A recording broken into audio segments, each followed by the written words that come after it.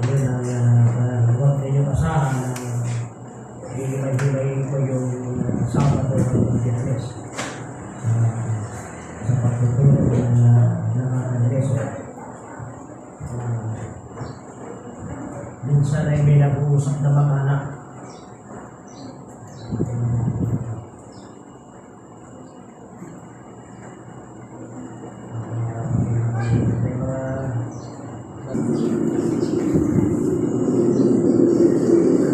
Hindi ba iwan? Ako'y nakakita ng nagtuturo na lesson. Yung lesson ay iwan. Parang abogado yung nakikinig, sinusuring maigi yung nagtatanong. Parang nasa konti. Balitaktakan ng tulong awis. Hindi makinindihan.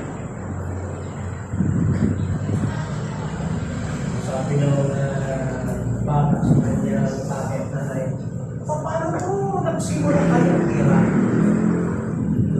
Sabi ng tatay, ay ba niya nagsimula sa Germany? Sabi ng nanay ay, sabihin ko ito. Kasi meron na niyang pinatay. Sabi ko, yung totoo ang sabihin mo, sabi ng nanay. Sabi ng nung nakaya ko sabi. Kasi ganito kanya yan. May nagtanim ng mais. Pinabugtok. Ay pinakain sa karabaw ng ba. Ayun, nagkagulo na. Ang pagpagkira. Sabi ng anak kay Juan. Parang yan na niyang gira ay nagsimula kay Juan.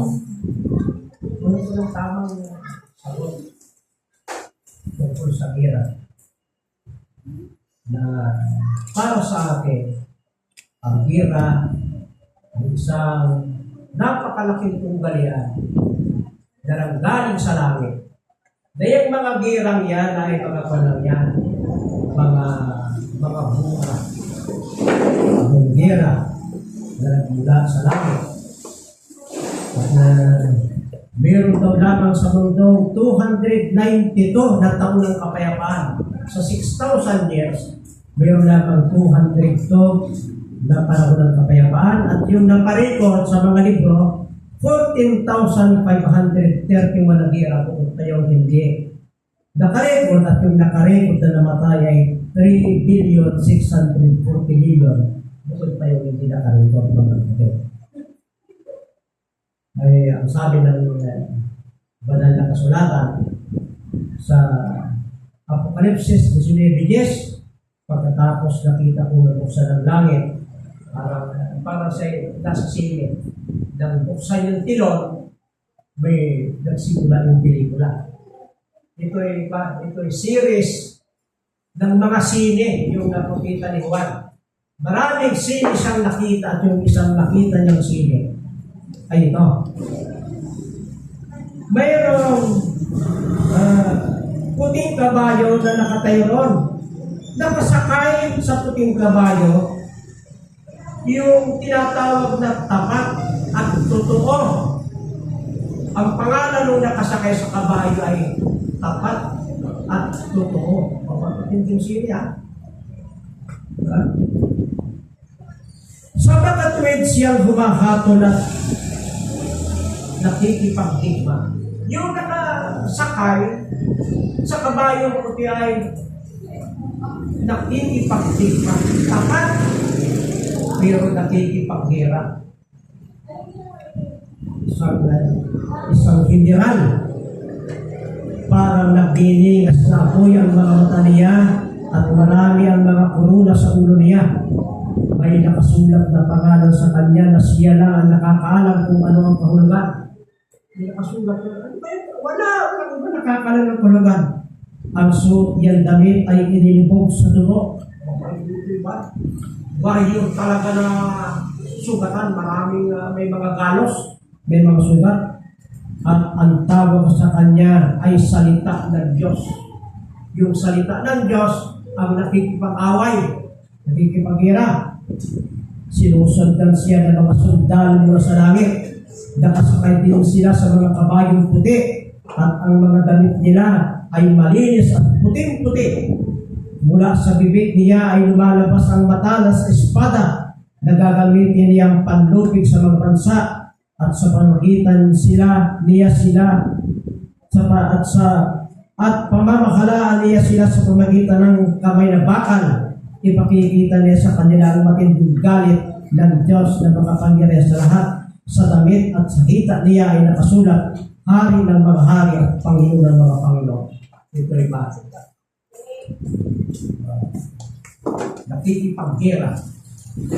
Yung Diyos, ang tawag ng Diyos ay pangalan niya tapat at totoo. Yun yung pangalan na nakalagay sa kanyang ulo. At sa hita, sa baywang ay nakalagay naman yung Hari ng mga hari at Panginoon ng Panginoon at siya ay maraming mga hukbo na kasama na nakikipagtigba ng mga kapatid. Sa Daniel 10:12, sinabi pa sa akin, huwag kang matakot, Daniel, sapagkat mula ng nagpakumbaba ka sa harapan ng Diyos upang magkaroon ka ng pangunawa. Dinilig na ng Diyos ang iyong dalangin. Kaya nagparito ako. Ngunit pinigilan ako ng pinuno ng kaharian ng Persia sa loob ng 21 araw. Hanggang sa dumating si Miguel. Yung si Miguel, yung arkanghel na nakipagbaka kay Satanas. Nang may laban yung Persia, bumabak din si Miguel at nakikipaghabol kasama ng kala ng Persia upang ibahin ang Babylon. Kaya may mga gira niya na dito sa mundo na ang direktor ay Diyos. May mga civil war, may mga world war na talagang ito'y gawa ng Diyos. Ang sabi ni Kristo, kinakailangan na niyang magkabira sa mga bansa. Kinakailangan. At ang gera ay para ng Diyos na parusahan ng mga kasalanan simula pa ng una. Yung mga ninuno natin simula pa ng mga kapatid. Kaya yung pagbabaka sa isang sine sa Apocalypse 12 ay si Miguel ay nakipagbaka sa dragon. Bagaman yung dragon na yun ay mga simbolo ay sa tingin ni Juan ay mayroong malapit dragon na kalaban si Miguel na 7 ang ulo at 10 ang sungay. Napakagandang panuorin pelikula yan. Nang nabuksan yung langit sa iba, si Miguel ay may kalaban dragon. 7 ang ulo at 10 ang sungay. Kapatid yan, nangangagat at nanuluwag.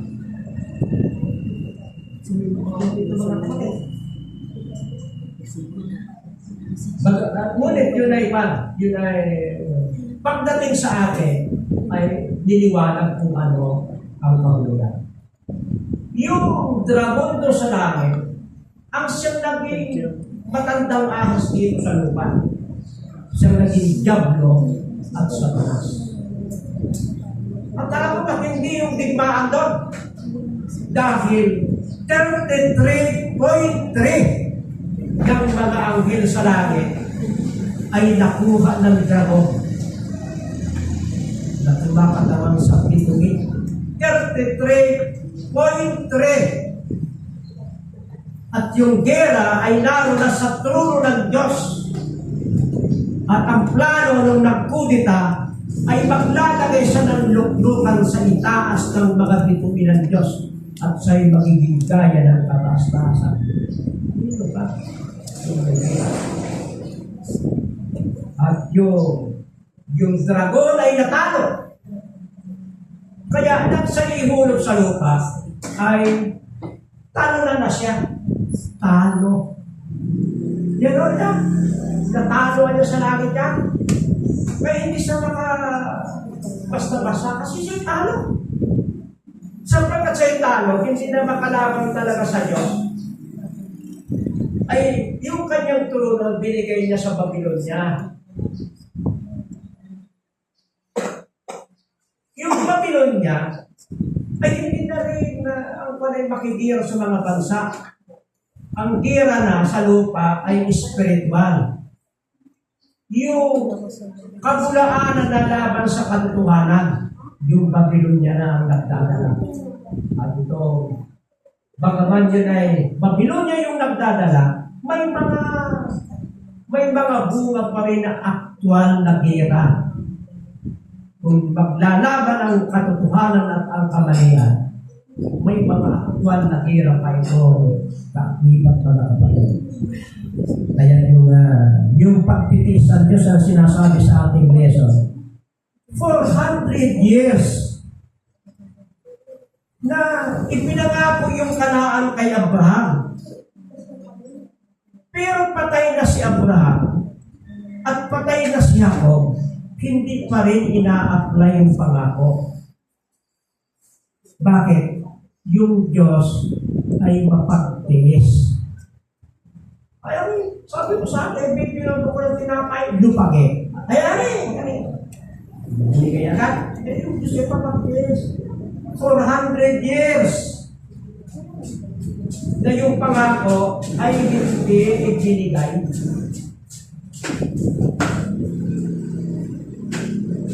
440 years yung nakaraan bago nila nasilayan yung lupang pangako na nasa kabila pa ng ilog, may ilog pang nakaharang. 440 years na naman. Pagtitiis yan, ano? Alam ko sa atin yan na hindi na tayo mag-iipis sa ganyan. Yan. Ang sabi ng Panginoon sa Levitico 18:24, huwag ninyong gurong-isa ng inyong sarili sa alinbang mga gawain ito. Ganyan ang ginawa ng mga bansang nauna sa inyo. Kaya ko sila sinumpa, pati yung lupain nila'y naging kasuklang-suklang. Kaya pinarusahan ko at itinakwil ang mga ito. Hindi kayo ng parang Panginoon. Yung mamamayan doon, kaya yung ipinangako kay Abraham, ay talagang kasuklang-suklang. Sabi ng Panginoon, pagkaganyan ay what? Ibibigay ko kay Abraham yung inyong lupain pagkaganyan kayo. Wala kayo 440 years. Bago na ibigay. Sabi sa Deuteronomy 4, kapag itinaboy na sila ng Panginoon na inyong Diyos sa inyong harapan, huwag niyong sasabihin sa inyong sarili, dinala tayo ng Panginoon para angkinin ang lupain ito dahil batuwid tayo. Hindi batuwid. Palalayasin sila ng Panginoon dahil masama silang bansa. Hindi dahil matuwid yung lulusog. Palalayasin yung nakuha sa bansang yun dahil sila'y masama. May dahilan ng Diyos.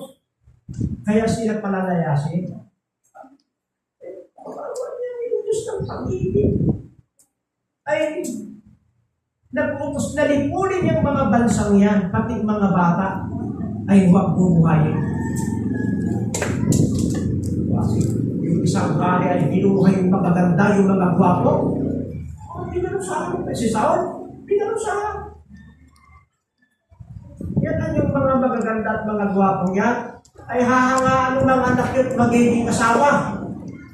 At ilalayo ang puso nila sa inyong Diyos. Ano na pa? Mahilig sa gwapo at sa maganda, ilalayo ang puso sa Panginoon Diyos. Sila'y masamang bansa. Kaya yung nangyari, nung si Josue ay malapit sa Jericho, Josue 5:13, biglang nagpakita sa kanya ang isang lalaking may hawak na tama. Galing sa langit. Nakikipagera. Handang pumatay. Nilapitan nito ng Josue. At ang tanong ay ito, ikaw ba ay kakampi o isang kaaway? Si Josue, kahit yan ay malaking tao, kahit higanti o malaki, walang nervyos kahit kaunti. Kahit yan ay may kanyon, kahit yan ay may machine gun, walang nervyos kahit kaunti. Kaya nilapitan niya yung manuningning na tao. Kakampi ka baga o kaaway? Pag sinabing kaaway, ay labanan na ito. Hindi pa rin hindi takot siya siya. Nasa parang niya Diyos. Sabi na siya, hindi, sagot ng lalaki. Ako'y naparito bilang pinuno ng hukbo ni Yahweh. Pinuno ng hukbo. Mayroong hukbo sa langit eh. Mayroong hukbong sangkatahan, hukbong pangkalupaan, hukbong panghimpapawid, hukbong pangkaragatan. Kahit sa mga bansa mayroon yan. Kahit si Satanas sa aklat ng Roma ay meron siyang mga hukbo na ang headquarter ay nasa Kalawakan. Huwag niyo isipin si Satanas ay dyan nakatira sa puno ng balete. Ano palagay niyo sa kanya? Pipitsuke? Nasa puno lamang ng balete? Nasa pitak ng bato? Okay. Siya iba, may hukbo sa kalangitan. May headquarter sa dyan. Ay, pinalalagay na yung kanyang sarili na Diyos. Ngunit ang kanyang trabaho ay dito sa nagtagumpay sa lupa. Hindi na kami nakapukas ang kanyang trabaho dito. Kaya yun ay ikaw mga kapatid. Kaya pa dito ay ikaw ba'y nasa aming panig? At tatanong doon ay pa yung lalaki magtatanong, ikaw ba'y panig namin? Saan ka kampis Rusme? May sabi dito iba, ako nanya na parito bilang pinuno ng hukbo ni Yahweh. Nagpatira pa si Josue at sumamba. Sinabi niya, ano ang pinag-uutos ni Yahweh sa kanyang nalito. Nagpatira pa at sumamba. Ay sabi dito, sumunod ang pinuno, alisin mo ang iyong sandalyas sapagkat lupang banal ang iyong tinutungtungan. Anong naalala niya? Nung si Moses ay sinilip, tinignan yung kahoy na nagliliyap, ay may nagsalita, kumarin mo ang iyong panyako, ang dapon tinatayuan mo ang banal. Kaya yun ay pa, yung pinuno ng mga hukbo ni Yahweh, ay pa yun, isang kapantay ni Yahweh. Hindi yung tao. Hindi pwedeng humalap sa kanya ng basta-basta. Kumarin mo ang iyong kanyaka, ang lugar na tinatatayo mo yung banal. Ito yung kapag ang Diyos ay nakikita bilang anghel, yung Trinity ay dumalaw sa Gomora bilang tatlong anghel. Yung isa ay napaiwan kay Abraham at yung dalawa ay pumunta sa Gomora.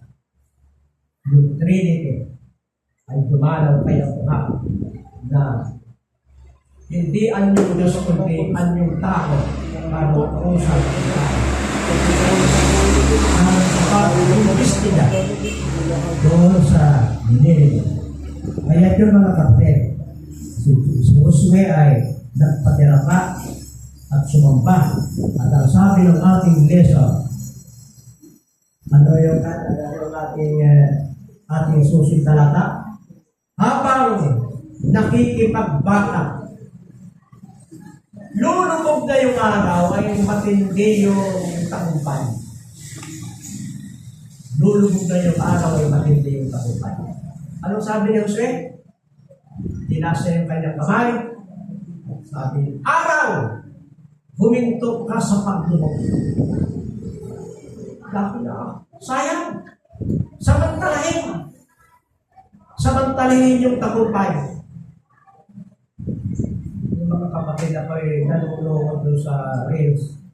Ay ang dami na huli. Ay tayo na ay sayang. Bakit ay isang oras pa yung umuwi na, isang magandang isda. ay umuwi agad. Hindi sila man. Yung tagumpay, sasamantalahin ka. Di ba, aking kapatid na iba? Maraming napupulot na mais. Kasi pagka daanong harvester, ay pwedeng maghimanay. Ay, yung kapatid ko hanggang madilim pa ay naroon pa sa maisan. Ay, parang may maisan. Namumulot ang sibuyas. Sapagkat magalampas, hindi na pwede na purutin. Kung nakakambak yung sibuyas ng aking kapatid, pinapakain sa manok, sa aso, at kung saan niluluto. Ayun pa, pag naluto na yung kain ng aso yung sibuyas, libre, sila pagkakal. Away pa naman ang tagumpay. Hindi pa lubos na nakukutog. Araw! Tumigil ka sa Panginoon. Ang sabi, at nun lamang nakinig ang Diyos sa tinig ng tao. Bakit? Abay, mga kapatid, mayroong batas ng orbit na yung araw ay mayroon siyang power na mapaikot yung mundo. At sa pag-ikot ng mundo ay magkakaroon din ng oras ng 24 hours. At yung araw ay makikita sa mundo at yung gabi sa pamagitan ng pag-ikot. At magkakaroon din ng low tide, yung pagtaas at pagkupa ng alon sa dagat. Pagka tumaas yung alon, yung mga isdang nangangain ay makakaabot doon sa abot ng tubig. Kaya sila ay mabubusog. Mayroong mga isda na nabubuhay doon sa mga bagay-bagay sa tabi ng dagat. Kaya yung pag umiikot, gumagayon yung mundo ng kaunti, humahapay para magkaroon ng lugar. Kung masira yun, pinatigil ng Diyos yun. Sabi niya iba, yan niya ay scientifically wrong. Yan text na yan. Ay hindi naman scientific ang pinag-usapan dito. Pinag-usapan dito ay miracle. Himala. Ang himala, hindi kayang ipaliwanag ng science. Kaya, dumating yung punto na sa solar system ay nabago ng ilang oras ang pag-ilog ng mundo para makapaghiganti ang Diyos. Ang Diyos ay nakikinig sa mga tao. Nung si Eliseo ay binuri ng mga bata, kalbo. Lumabas yung lumabas yung mga usong babae at dinapa ang 42 bata.